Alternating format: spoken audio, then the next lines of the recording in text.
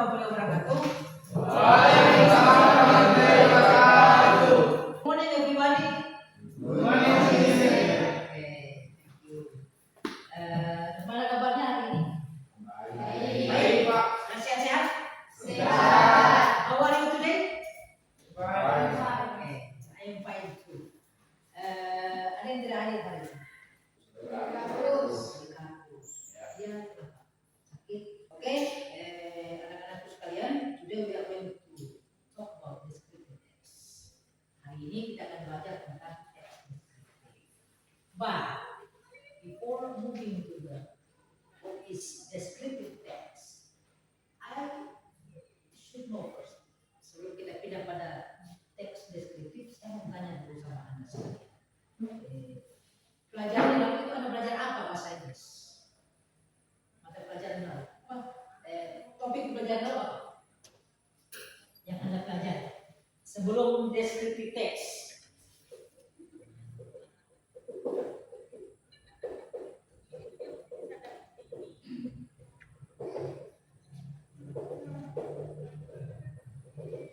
Ya, Anda belajar apa yang lalu? Tentang apa? Oke, agree and disagreement. Jadi Anda yang lalu belajar tentang agree and disagreement. Apa itu? Agree and disagreement. Oke, kalimat yang menyatakan persetujuan atau yang menyatakan kita tidak setuju. Siapa bisa kasih contoh kalimat yang menyatakan Anda tidak setuju atau kalimat yang menyatakan setuju? Satu contoh. Kalimat yang menyatakan setuju seperti apa? Oke, you could say yes. Yes, I agree. Kalau tidak setuju berarti no atau I disagree. Saya tidak setuju. Kalau saya setuju berarti yes, I agree. Kalau tidak setuju berarti no, I disagree. Saya tidak setuju. Oke, nah, jadi terkait related that our topic today is about descriptive text. We are still correlated with disagreement and agree. Kita masih berhubungan dengan descriptive text, tapi konteks pembahasannya itu lebih luas lagi. Apa persamaannya? Persamaannya itu adalah kalau kita pakai kalimat yang menyatakan setuju dengan tidak setuju, kita pakai juga simple present tense. Nah, ini descriptive text itu juga akan mengarah ke sana. Kita akan membahas tentang simple present tense. Tapi nanti akan kita bahas lagi seperti apa simple present tense, how it is used in sentences. Bagaimana kalimat itu digunakan dalam kalimat descriptive text. Nanti kita akan bahas. Oke, ada pertanyaan? Any questions or what? No? Oke, thank you. Nah, before talking about what descriptive text is, I want to say to you that we have some learning objectives. Tujuan pelajaran kita pada hari ini adalah menyebutkan struktur teks dan unsur kebahasaan beberapa teks deskriptif, lisan dan tulis dengan memberi dan meminta informasi terkait tempat wisata dan bangunan bersejarah terkenal, pendek dan sederhana sesuai dengan konteks penggunaannya. Kemudian mengidentifikasi struktur teks dan unsur kebahasaan beberapa teks deskriptif, lisan dan tulisan dengan memberi dan meminta informasi terkait tempat wisata dan bangunan bersejarah terkenal, pendek dan sederhana sesuai dengan konteks penggunaannya. 3. Membedakan struktur teks dan unsur kebahasaan beberapa teks deskriptif, lisan dan tulis dengan memberi dan meminta informasi terkait tempat wisata dan bangunan bersejarah terkenal, pendek dan sederhana sesuai dengan konteks penggunaan. Yang keempat, menelaah teks deskriptif terkait tempat wisata, membuat teks deskriptif terkait tempat wisata dan bangunan sejarah terkenal. Tetapi kita punya fokus pada hari ini. Our focus today is only how to see in detail. Bagaimana kita melihat atau memaknai teks itu seperti apa. Misalnya Candi Borobudur. Candi Borobudur itu tidak disuruh atau Anda tidak diminta untuk membuat sebuah teks tentang teks deskriptif yang sama dengan candi Borobudur. Itu nanti pertemuan kita bahas. Oke?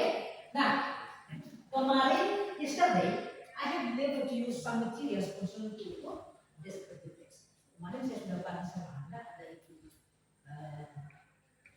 materi, ya. Anda bisa buka sekarang materinya. Saya kasih apa namanya petunjuk sama Anda. Ini warming up, pemanasan. Anda bisa lihat.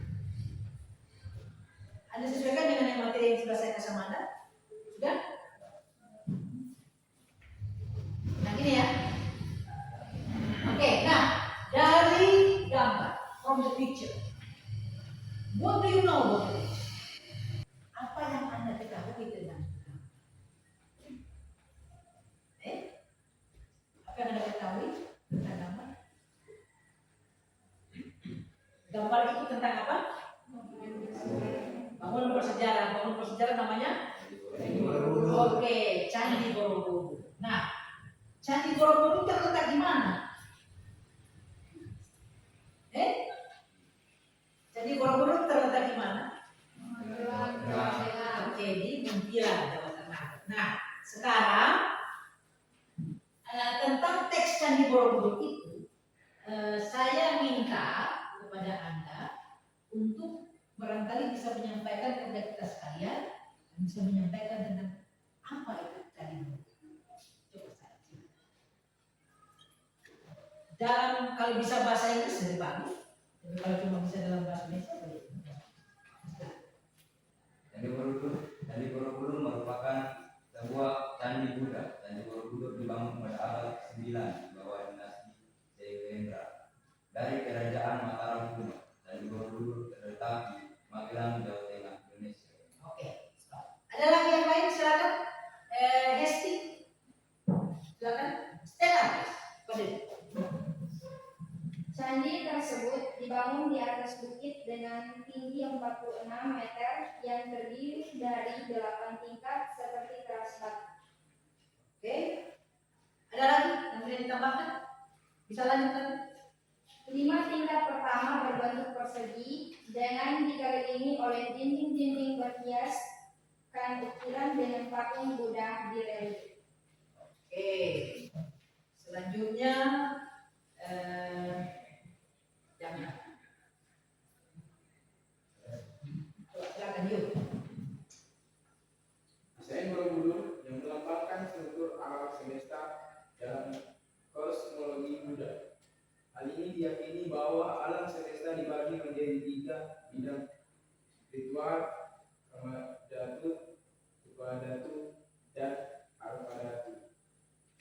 Bidang pertama, kamadhatu, mewakili masing-masing bidang keinginan di mana kita terikat dengan keinginan kita. Bidang kedua, upadhatu, merupakan bentuk di mana kita meninggalkan keinginan kita tetapi masih terikat nama dan bentuk. Dan bidang terakhir, arpadhatu, mewakili fase tak berbentuk di mana tidak ada lagi nama ataupun bentuk. Candi Borobudur yang dipersembahkan sebagai monumen Indonesia pada tahun 1983 adalah harta berharga bagi rakyat Indonesia. Dengan ukuran yang megah dan arsitektur tidak mengherankan bahwa Candi Borobudur termasuk 7 keajaiban dunia. Oke, thank you very much. Terima kasih atas informasi yang Anda sampaikan. Oke, concerning to what your friends send to us, descriptive text. Anda sudah bisa memahami bahwa teks deskriptif itu yang barusan kita baca itu adalah sebuah teks yang menggambarkan tentang candi Borobudur. Ini sebuah candi Borobudur atau Borobudur Head. Jadi secara sederhana kita bisa simpulkan bahwa deskriptif teks itu yang menggambarkan sesuatu, ya, yang menggambarkan sesuatu. Nah, kalau kita lihat bagian-bagiannya, if we see the detail, the parts of this descriptive text, saya akan menjelaskan sama Anda tentang ini. Descriptive text is a text which says what the person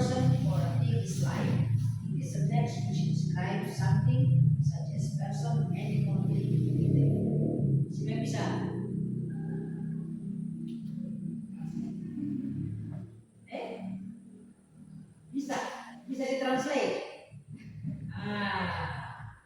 Jadi descriptive text itu adalah sebuah teks yang menggambarkan seseorang, benda, seperti apa orang itu dan seperti apa benda. Misalnya A, oh A dia tinggal di sini, tinggal di Bindiung. Dia ke sekolah itu naik motor, dia kelas 11. Kemudian punya rambut sedikit ikal.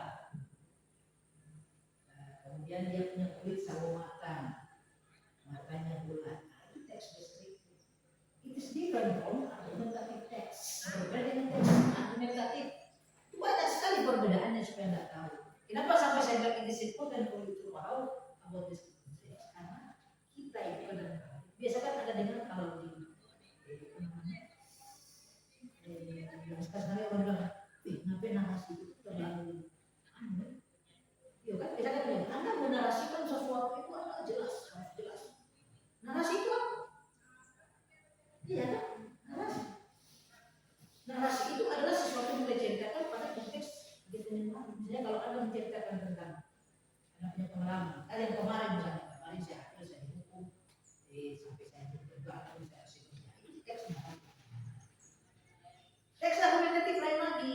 Kalau teks argumentasi itu kita memberikan sebuah penalaran atas alasan. Jadi seperti begini. Kenapa kamu terlambat? Oh saya terlambat karena ini apa? Itu teks argumentasi. Nah, kalau dalam konteks ini Anda belajar, itu misalnya Anda disuruh Anda dikasih tugas misalnya tugas kimia atau tugas bahasa Inggris. Nah, ketika Anda memilih jawaban itu dan Anda memberikan alasan, itu namanya so tidur. Ini perlu Anda tahu, perlu Anda tahu. Sangat penting bagi Anda. Jadi sekarang the movement of paradigm itu sudah berfungsi. Saya bilang sama Anda cuma game. Kalau dalam bahasa ini jangan cuma main gym. Jangan cuma main game karena ini perkembangan sudah besar. Anda mau produksi, orang sekarang akan menjadi di jabatan. Kalau Anda jadi berkata, itu Anda bisa memproduksi. Maka Anda itu kebenaran yang bikin TikTok. Ini dia jago berkata-kata. Kalau dia jago berkata-kata, ini cuma ini saja. Ini deskripsi yang dia kuasai. Teks deskripsi dia sering membaca. If you read a lot, you will get 100. Jika Anda rajin membaca, Anda akan mendapatkan sebuah lompatan untuk game. Jadi sekarang kita baca, kita dapatkan ilmu pengetahuan bukan cuma dari kita baca buku, bukan dari HP. Kita misalnya gampang sekali semua kalau cuma teks deskripsi. Oh tentang misalnya Candi Angkor Wat. Ada yang tahu Candi Angkor Wat? Tidak tahu. Itu. Misalnya Paisupo misalnya. Anda Paisupo Anda tahu kan? Cuma Anda tidak tahu. Anda tidak bisa menggambarkan seperti apa Paisupo. Iya. Ini jangan seperti itu. Oke? Ini sangat penting bagi Anda yang deskriptif seperti apa. Karena Anda generasi ini adalah generasi yang harus bisa mewacanakan. Oke, ada pertanyaan? Silakan. Social function, dia punya fungsi sosial. To describe something such a person, animal, thing, or place in detail so that readers or listener. Fungsinya apa? Kalau itu descriptive text, fungsinya itu dia menggambarkan supaya kita bisa membayangkan seperti itu padahal itu Candi Prambanan, itu seperti ini. Sekalipun even though we are not there, tapi kalau dua perasaan bersama, kita harus bisa membayangkan. Nah, lanjut. Dia punya bagian. Pertama, identification, description. Identifikasi itu dia punya pendahulu. Ya toh, description itu dia punya deskripsi di mana. Ada lagi bagian terakhir tulis namanya konklusi atau konklusi. Nah, kesimpulan. Kita simpulkan itu teks yang sebenarnya itu sudah gambar. Kita simpulkan. Itu yang disebut dengan teks. Jangan ngomong. Anda sudah pernah belajar tentang teks deskripsi? Belum? Sudah, tapi masih. Oh, nanti saya harus rajin masuk kelas nih kalau begini. Itu. Nanti saya ajar Anda tentang teks argumentasi seperti ini. Tentang recount, tentang teks naratif. Kalau kita orang mendongeng, baca cerita tentang kejadian yang lalu-lalu, yang bermodel sejarah, itu teksnya namanya apa? Namanya teks naratif. Selanjutnya, saya akan bagi kelompok 1, kelompok 2, kelompok 3. Ini menyesuaikan, ini masuk di sini, sana masuk di sana, dan sana masuk di sana. Saya kasih tugas sama Anda kalau ini sudah ada teks yang saya bagikan sama Anda kemarin. Ini dapat kilo 5. Oke, dan yang ini dapat matu B, dan yang ini ya dapat 5. Silakan share with your groups and finish what we have to do. Tugas Anda setiap kelompok itu adalah Anda membaca teks yang ada, kemudian setelah itu Anda mempresentasikan hasil dari teks. Tugasnya itu ya, Anda mempresentasikan itu adalah di bagian-bagian seperti apa, kemudian teks itu menceritakan tentang apa. Nanti kalau bisa dulu. Silakan. Ini teksnya masing-masing kelompok berbeda ya. Beda. Jadi nanti misalnya satu presentasi, nanti sebentar kelompok 2 dan kelompok 3 akan memberikan pertanyaan atau memberikan tanda mereka akan dipresentasikan. Juga dengan kelompok 2 dan kelompok 3. Oke, 10 minutes. Silakan Anda kerjakan sambil memantau.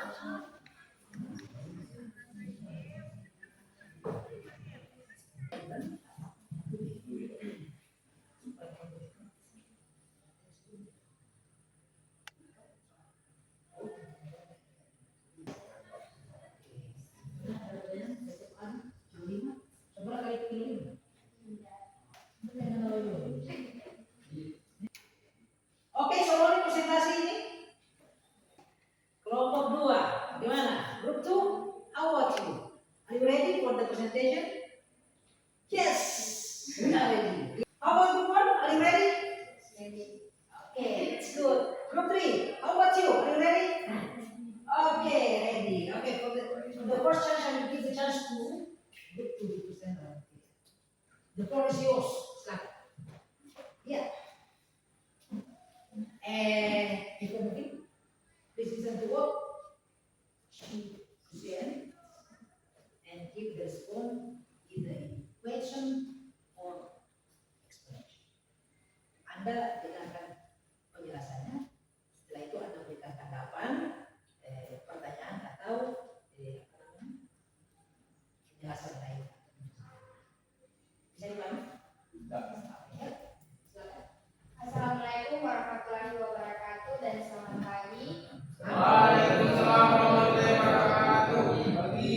Saya dan kelompok 1 akan mempresentasikan deskriptif teks kami tentang Pulau 5. Pantai Pulau 5 adalah salah satu destinasi wisata terkenal di Kota Palu, Sulawesi Tengah.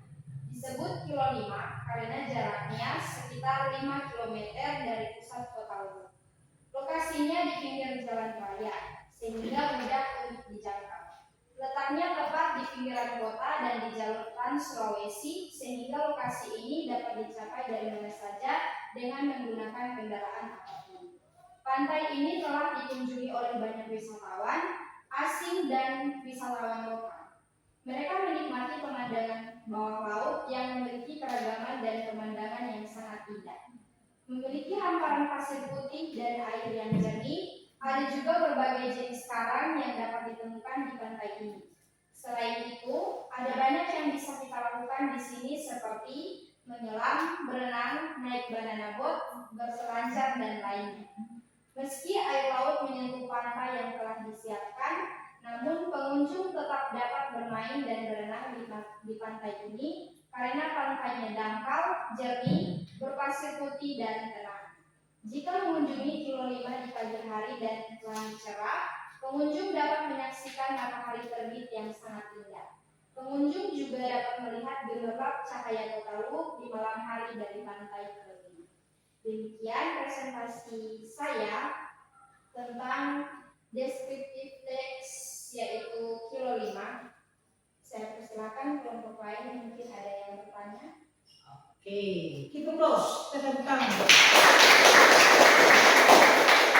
Penjelasan yang cukup baik kelompok 1. Dari teks yang Anda baca, yang mana yang merupakan bagian daripada identification atau introduction dari descriptive text? Paragraf mana yang menyatakan bahwa itu adalah teks introduksi? Silakan, saya mau. Silakan dari kelompok 1 ada yang bertanya atau ada yang bisa berikan penjelasan? Terima kasih atas pertanyaan yang diberikan. Kemudian dari introduction yaitu di paragraf 1. Paragraf 1. Bisa dibacakan ulang paragraf 1 supaya diketahui teman-teman. Pantai Kilo 5 adalah salah satu destinasi wisata terkenal di Kota Luwu, Sulawesi Tengah. Disebut Kilo 5 karena jaraknya sekitar 5 km dari pusat Kota Luwu. Lokasinya di pinggir jalan raya sehingga mudah dijangkau. Letaknya tepat di pinggiran kota dan di jalur Trans Sulawesi, sehingga lokasi ini dapat dicapai dari mana saja dengan menggunakan kendaraan motor. Oke, terima kasih atas penjelasannya. Tepuk tangan dulu. Selanjutnya bagian description atau bagian penjelasan. Siapa yang bisa dari kelompok 2, kelompok 1 untuk bisa menyampaikan yang mana dari teks tentang Kilo 5 yang merupakan bagian dari description? Silakan. Bagian dari deskripsi itu di paragraf 2. Paragraf 2 bisa dibacakan kembali paragraf 2 itu yang bagian deskripsi atau description. Kendaraan apapun, pantai ini telah dikunjungi oleh banyak wisatawan asing dan wisatawan lokal. Mereka menikmati pemandangan bawah laut dan memiliki keragaman dan pemandangan yang indah. Memiliki hamparan pasir putih dan air yang jernih. Ada juga berbagai jenis karang yang dapat ditemukan di pantai ini. Selain itu, ada banyak yang bisa kita lakukan di sini seperti menyelam, berenang, naik banana boat, berselancar, dan lainnya. Oke, tepuk tangan dulu untuk kelompok 1. Ada pertanyaan terkait? Oke, silakan terkait kelompok 1. Assalamualaikum warahmatullahi wabarakatuh. Waalaikumsalam. Saya akan memberikan mengapa kalian mengelompokkan sebagai deskripsi. Oke, itu pertanyaannya. Oke, saya bisa simpulkan begini. Mengapa teks di Pantai Kilo 5 itu Anda kelompokkan itu sebagai teks deskripsi? Begitu ya? Oke, silakan dijawab. Kelompok 1. Hesti. Nah, Karena dari cerita ini menceritakan atau mendeskripsikan tentang ciri-ciri dari descriptive text yang terdiri dari identification, terus description, sama kesimpulannya yaitu apa ya? conclusion. Oke, conclusion. Oke. Nah, saya kemana? Sudah cukup baik penjelasannya. Kenapa sampai Anda kelompokkan bahwa Kilo 5 Beach itu sebagai teks deskriptif berdasarkan isi yang ada? Kenapa? Kenapa itu Kilo 5 yang itu termasuk teks deskriptif?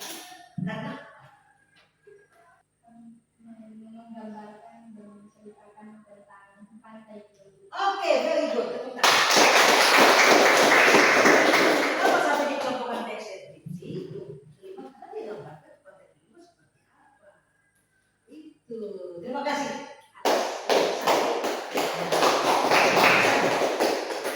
Ada lagi pertanyaan?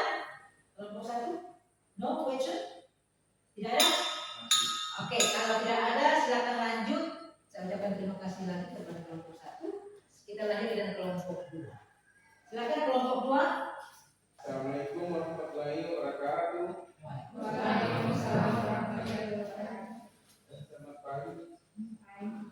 Saya akan mempresentasikan titik teks tentang Matube. Air terjun Matube adalah salah satu air terjun indah di Sulawesi Tengah yang masih sangat alami dan ketinggian sekitar 5 meter. Air terjun ini mengalir deras dari tebing batu yang dihiasi oleh tumbuhan hijau di sekitarnya. Air terjun Matube terletak di Desa Lampang, Kecamatan Banggai, Kabupaten Banggai, Sulawesi Tengah. Kamu bisa menggunakan kendaraan pribadi atau menyewa mobil untuk perjalanan yang lebih fleksibel. Setelah tiba di Desa Lampang, kamu perlu melanjutkan perjalanan dengan trekking dengan sekitar 15 menit sampai 30 menit. Untuk mencapai lokasi air terjun, jalurnya cukup mudah, dilalui dengan dan dikelilingi oleh pemandangan hutan tropis yang asri. Demikian hasil pemeriksaan saya. Terima kasih saya mengucapkan kepada Bapak untuk mengucapkan. Oke, tepuk tangan untuk kelompok. Ada pertanyaan lagi untuk kelompok dua? Oke, silakan. Nomor saya. Maka bisa Anda menentukan danau Matube sebagai undescripted text. Oke, silakan dijawab. Mengapa sampai Anda mengelompokkan bahwa teks yang Anda baru baca tadi itu adalah teks? Why? Why is it? Nah, kelompok satu barangkali bisa dibantu kelompok dua. Kenapa sampai dikatakan sebagai teks deskriptif? Karena mereka telah menceritakan atau menggambarkan tentang Matube. Oke, kenapa sampai jadi kelompok sebagai teks deskriptif? Karena teks itu menceritakan atau menggambarkan tentang Matube. Itu saja jawabannya. Itu. Oke, tepuk tangan untuk kita semua. Oke, lanjut. Assalamualaikum warahmatullahi wabarakatuh. Waalaikumsalam. Saya dari kelompok 3 akan mendeskripsikan danau Poesiko. Danau Poesiko terletak di Kabupaten Banggai, Sulawesi Tengah, tepatnya di daerah Kecamatan Bulan. Keindahan alamnya yang indah tersembunyi di antara perbukitan hijau, menjadi asri dan tenang, membuatnya terlihat seolah-olah seperti kaca mata, memantul keindahan alam sekitar. Pemandangan alam sekitar danau juga sangat memukau, hutan hijau yang berbukitan yang mengelilinginya, menciptakan pemandangan yang sempurna untuk menjadikan latar belakang foto-foto ini. Danau Poesiko membantu berjalan lancar dan menyenangkan. Oke, tepuk tangan untuk kelompok 3. Ada pertanyaan? Silakan. Simpulkan mengapa Danau Poesiko dikelompokkan ke dalam descriptive text. Oke, kenapa Poesiko itu dikelompokkan sebagai teks deskriptif? Silakan, Said. Saya akan menjawab pertanyaan dari kelompok 1 karena yang saya bacakan tadi, Danau Poesiko sudah menggambarkan dan memberikan ciri-ciri dari danau tersebut. Oke, terima kasih. Oke, nah ini sebelum kita mengakhiri kita punya pelajaran, saya tanya sama Anda, sudah cukup baik. Itu minimal kalau Anda pertama Anda masuk ke hutan, yang Anda cari itu kan ada misalnya pohon, yang Anda cari. Tapi sebelum Anda masuk, Anda tidak tahu karena gelap. Nah, saya menjelaskan atau kita belajar tentang deskriptif teks. Anda sudah mulai paham tuh deskriptif teks tentang apa? Sudah mulai paham? Oke. Nah, kalau Anda sudah mulai paham, kira-kira siapa bisa jelaskan sama saya deskriptif teks itu apa? Teks-teks itu tentang apa? Ayo, siapa yang bisa jelaskan? Boleh? Kita simpulkan pembelajaran kita pada hari ini tentang deskriptif teks. Sulasi berikut. Bagian ini memaparkan ciri-ciri sifat atau karakteristik spesifik dari subjek. Penulisan menjelaskan secara detail aspek fisik, kebiasaan, fungsi atau keunikan objek tersebut. Oke, itu bagian daripada namanya sedikit tambahan penjelasan. Tadi di masing-masing kelompok itu sudah membahas ada kilo 5, ada matube, kemudian ada ini yang kita bahas ini adalah tentang teks deskriptif. Nah, apa itu teks deskriptif? Ada yang bisa jelaskan kepada saya? Silakan. Teks deskriptif ialah teks yang menggambarkan dan menceritakan ciri-ciri suatu topik yang dapat meyakinkan orang yang membaca. Oke, tepuk tangan.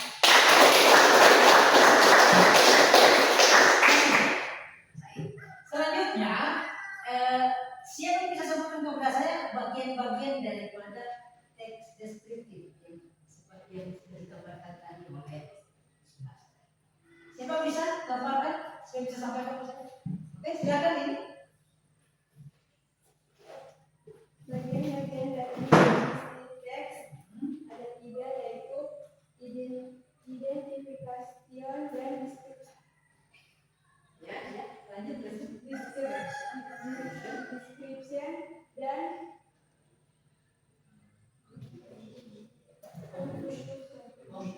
conclusion. Oke, kalau identification itu tentang apa? Ini adalah bagian pengantar yang memperkenalkan subjek teks seperti orang, tempat, atau benda. Berisi informasi dasar dan umum tentang subjek seperti namanya atau dari mana asalnya. Biasanya terletak di awal teks atau paragraf pertama. Selanjutnya, kalau description itu menceritakan tentang apa?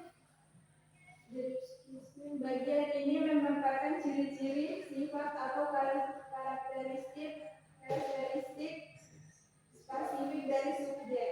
Penulis menjelaskan secara detail aspek fisik, kebiasaan, fungsi atau keunikan objek tersebut. Oke. Yang terakhir, conclusion itu tentang Beberapa sumber juga menyebutkan bahwa deskripsi teks dapat memiliki bagian kesimpulan atau kesan keseluruhan tentang objek deskripsikan. Deskripsikan seperti dilansir oleh EF. Oke. That's all, sudah selesai. Oke, jadi sudah disebutkan tentang apa itu deskriptif teks, kemudian bagian-bagian dari deskriptif teks itu sendiri. Nah, kemudian selanjutnya harus sampaikan bahwa deskriptif teks itu dia menggunakan simple present tense. Ada yang tahu itu simple present tense? Selupa. Nanti baru kita membahas. Jadi supaya lebih memahamkan, lebih bagus Anda punya pemahaman tentang teks deskriptif itu apa, saya memberikan penugasan kepada Anda masing-masing untuk mencari teks deskripsi, entah itu di internet atau Anda cari di mana, di buku atau sumber belajar yang mana, sumber yang lain yang penting itu satu konsep teks deskriptif dalam bahasa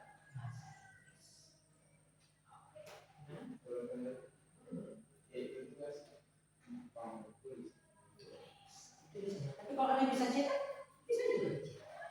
Kalau Anda mau tulis, ya Anda tulis saja. Oke, ada pertanyaan silakan tentang kita punya topik hari ini tentang deskriptif teks. Ada? Jelas?